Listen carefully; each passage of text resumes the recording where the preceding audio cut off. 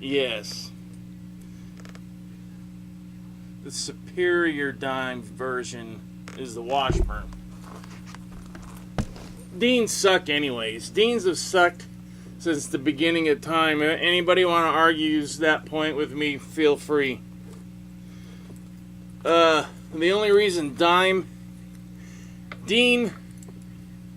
the guy that owned Dean, was begging Dime because Dean was done. The only guy on earth who was playing a Dean guitar, was Dime. And it was barely a Dean. He'd had it modded so much that it was barely a Dean. This neck is not a Dean neck. This is a nice, fairly fast, like an Epiphone almost. I was going to say Gibson, but it's thinner. But, you know, that's Dime's thing. He grew up playing the ML, so he loves it.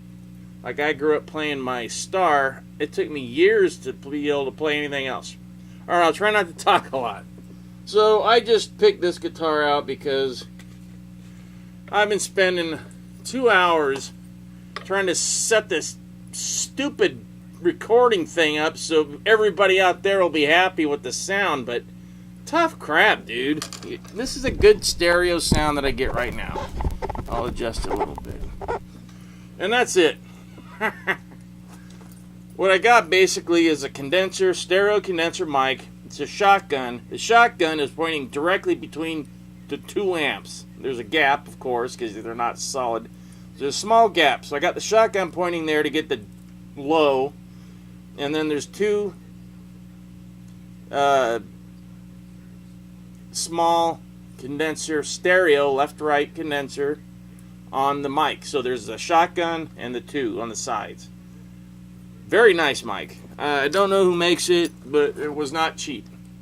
It's not as fancy as these other 2 stupid ass ones, but fancy looking. But it is a nice mic. Yeah, I'm going to keep using the chorus because I like it. People say I got too much, I run through too many. I'm only running through an overdrive slightly. And right now it's the Black Label chorus, which is basically the Diary of a Madman sound. All right, so there you go. Oh. And another guy was trying to tell me that the only thing these bars are good for is doing the thing with that Brad Gillis does, and he was showing me how to do it. I go, dude, that's not how he did it. And I've told people this. I told the guy I just blocked, the idiot, because apparently he's a big Brad Gillis. I love Brad Gillis. I think the best album he's ever been on was Speak of the Devil. Absolutely, because he was just thrown in there, and he played, and some of the stuff he came up with is just genius.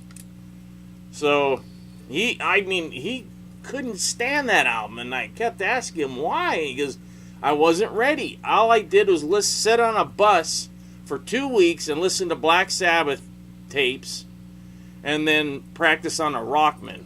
Those are little rock. I don't know if anybody even knows what that is, but way back before the horse and buggy, we had like a Rockman made by the Boston guitar player. And you plug your guitar into it. It was like a Walkman, but a Rockman. Plug your guitar in, you get a little sound, you put the headphones on, you practice. And eventually the Rockman 2, I think you could plug in your tape player. I don't know. But anyways, that's how him and Rudy Sarzo learned it. And then during rehearsals, or not rehearsals, but when they would get to the gigs before the Ozzy shows, they'd run through these Black Sabbath songs. Ozzy didn't rehearse any of them. And most of the vocals you hear on that were done in the studio. Whatever. But the harmonica he actually did. That's one thing Brad Gillis said. He freaked out when Ozzy came out with the harmonica. He's like, Ozzy's going to play that part? He can barely stand up. And then he just starts playing the harmonica. So So that was at the Rainbow back in like 88, 89, I think. 90, I don't know, 70, 87, I don't know. Somewhere in the 80s, all very blurry. But he told me how he did that sound mostly, and I know how Vinnie Vincent did it. So, there you go.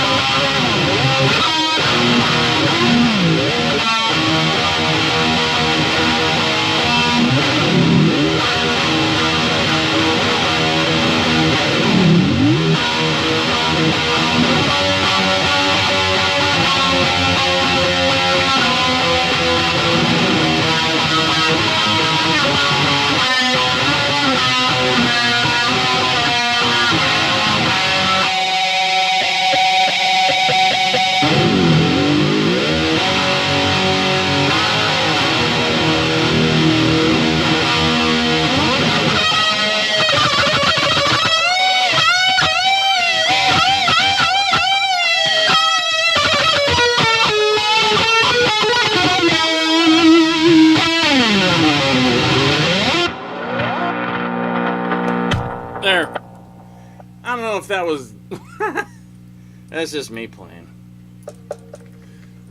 Oh my gosh, I forgot to plug the guitar in. So when I've told this story. I just did it in the back because I was playing with these stoner guys a few years ago, and I had my wireless system, and it was plugged in, and I had it hid, so they didn't realize through like 3 songs, and they're like, dude, how are you playing? Your guitar's not plugged in, dude. I'm like, oh man, oh, and then I showed them like, oh, whoa. So I got that response, so I decided to keep it like that. Because it takes a while. You guys can't see that it doesn't look like it's plugged in, but see? But in fact it is.